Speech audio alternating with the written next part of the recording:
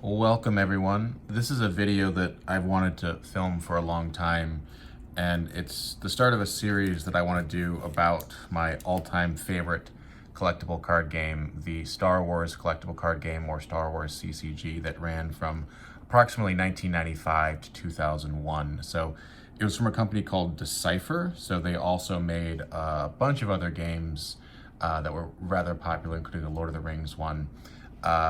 But this is just a really special game for me. This is a game that I grew up playing, going to tournaments at the local library, and then, like many people over COVID, rediscovered my collection and got back into playing and collecting, and there's actually a free way to play it online. But I thought the best way to start talking about this game was through the cards. And what better place to start than the first pack, or the first expansion. So this game launched in 1995, and folks might remember this from magazines, but this is called Premiere, which was the very first set and was based on the first movie. And there's about 15 sets, I believe, in this game total. And I'm going to go through each of them really quickly here. But this is what the cards actually look like. So you see here, they had a power and ability and some lore text, which was really fun. And so this was a card that you could get out of this pack. This card here, Darth Vader, is obviously what we'd probably refer to as a chase card, as it was very hard to get and you needed to run a whole bunch of them in the deck. And they had a system of rare ones and rare twos. So this was just so hard to pull from one of these packs. So after that, we had A New Hope, which was the second expansion. So this kind of moves in a bit more to blowing up the Death Star and kind of space mechanics. So this was a fun pack as well. And I don't remember when these exactly came out, but for Premiere and A New Hope, they released Unlimited or revised version after A New Hope, which has white borders. So the first one had a dark border like this, a black border.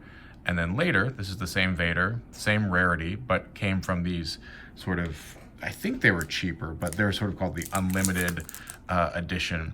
And like many games, when they re-release it, you think the white border are worth less, which is true mostly, but as you get into some of the later sets, that changes. So A New Hope also had it. This was, I don't know, A New Hope just didn't really do it for me as a set. I didn't really buy a lot of it. I wasn't really that interested in it. So I'm gonna keep the Vaders out just to look, because I think they're pretty cool. So that was essentially the first movie. Moving on to the second movie, we have Hoth and Dagobah.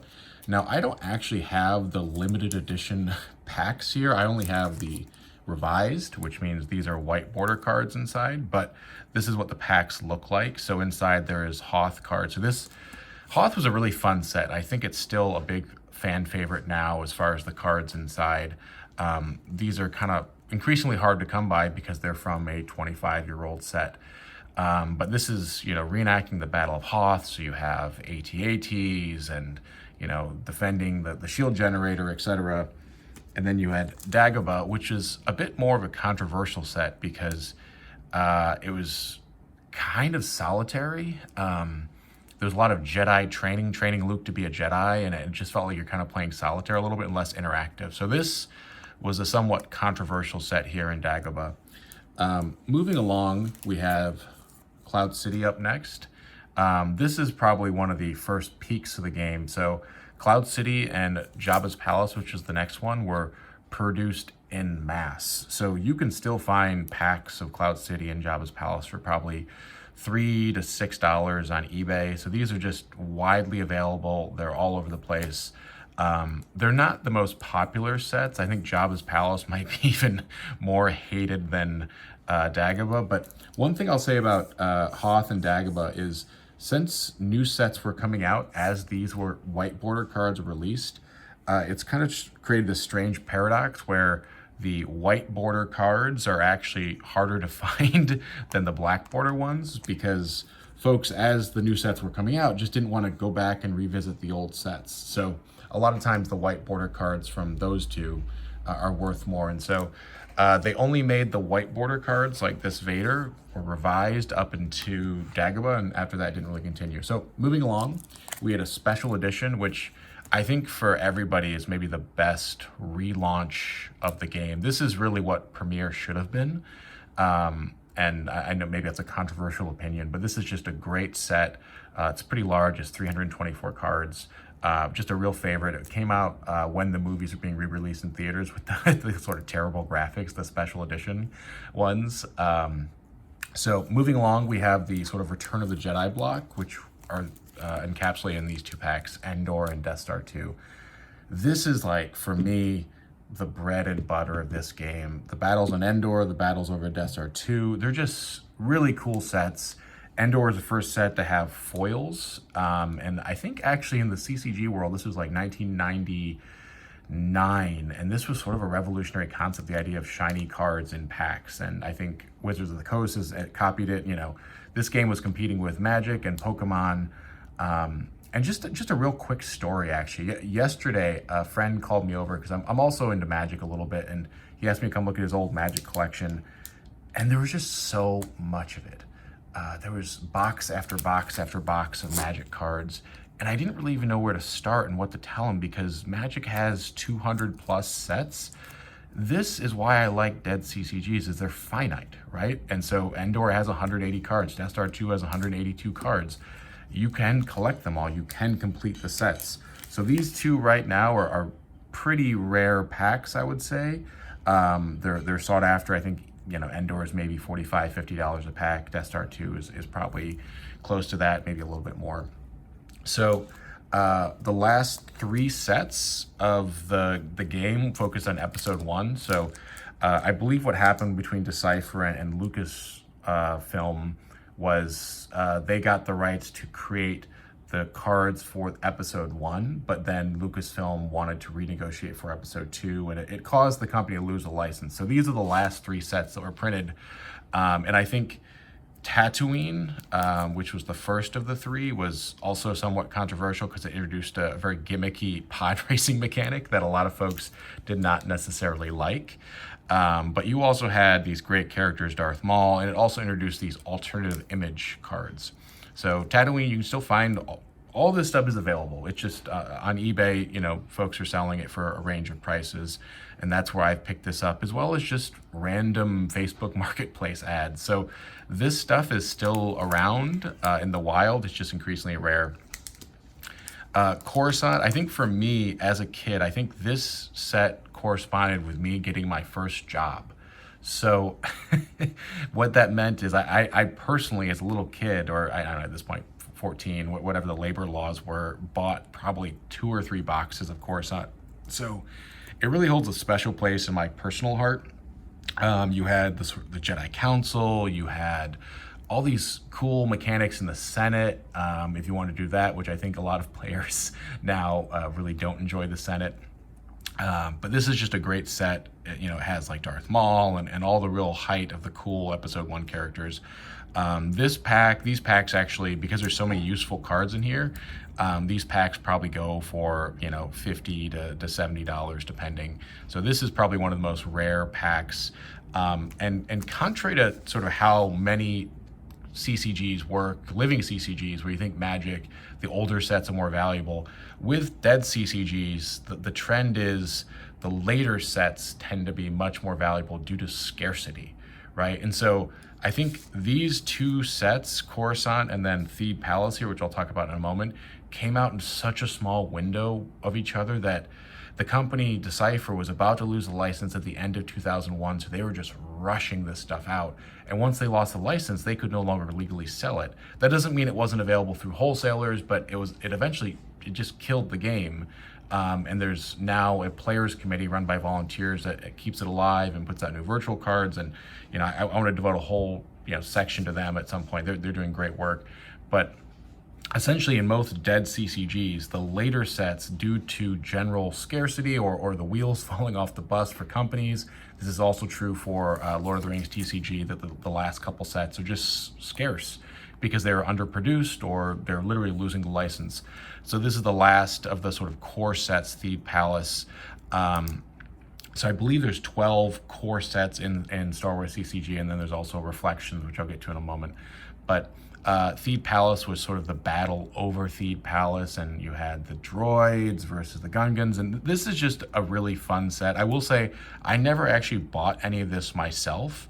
I think I sunset with Coruscant and Reflections 3, which I'll bring into the film or the camera here now. But this is a cool set. I've bought some now that I am an adult with a job, but really love Thief Palace. I think there's really cool mechanics in there. All right, the last 3 sets.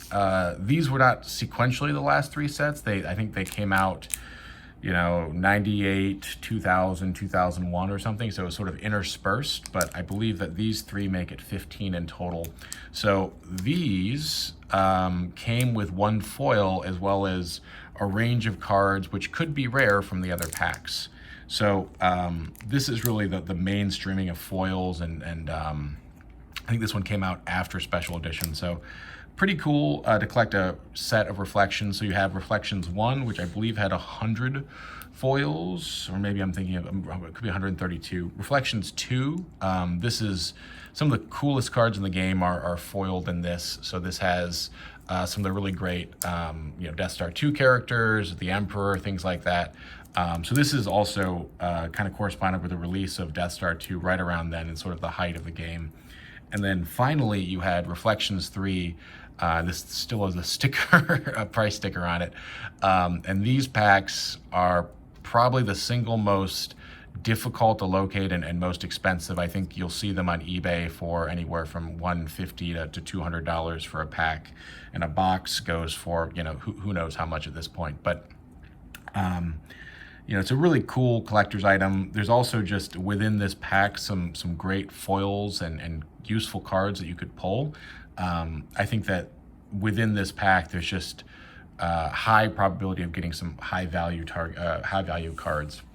And then one kind of final thing, I don't have any of the Japanese cards, but the first 3 sets, this is a wrapper from it actually, but the first 3 sets, that being Hoth, Premier, A New Hope, and Hoth, were also printed in Japanese, which I don't really collect them. I just randomly have this wrapper that somebody included in a trade. But these 3 sets also were printed in Japanese, and generally speaking, Premier is pretty sought after. A New Hope was, I think, kind of overprinted, and then Hoth, especially Dark Side Rare Hoth, is just very hard to track down and very expensive at this point. So that's kind of an overview of the Star Wars CCG game. And now, to commit an act of absolute sacrilege, I'm going to open a spare pack of Coruscant that I have, because any chance I have to open packs, and this seems like a fun way to kick it off, I want to do. So I'm going to open this. So this is essentially like, in the collecting community, this is just like lighting money on fire, but this seems like a fun reason to do it. I murdered this pack of the front here. I don't know if anyone wants this. I'll put it in an envelope. You can have it for a binder, but unfortunately I didn't do a very good job there. So there's just so many good cards you can get. And I believe the middle card is the rare, so I'm gonna stick this to the back. So you can kind of see what these cards look like. So one of the great things about this game is there's locations. So you could actually have Tusken Raiders at locations, and Naboo fighter pilots, other locations. There's a rules card. So I think that this card behind Credits Will Do Fine is going to be my rare. A little nervous, hoping for something good. There's a lot of good stuff you can get. Looks like it is nice. So this pack actually might have been a wash.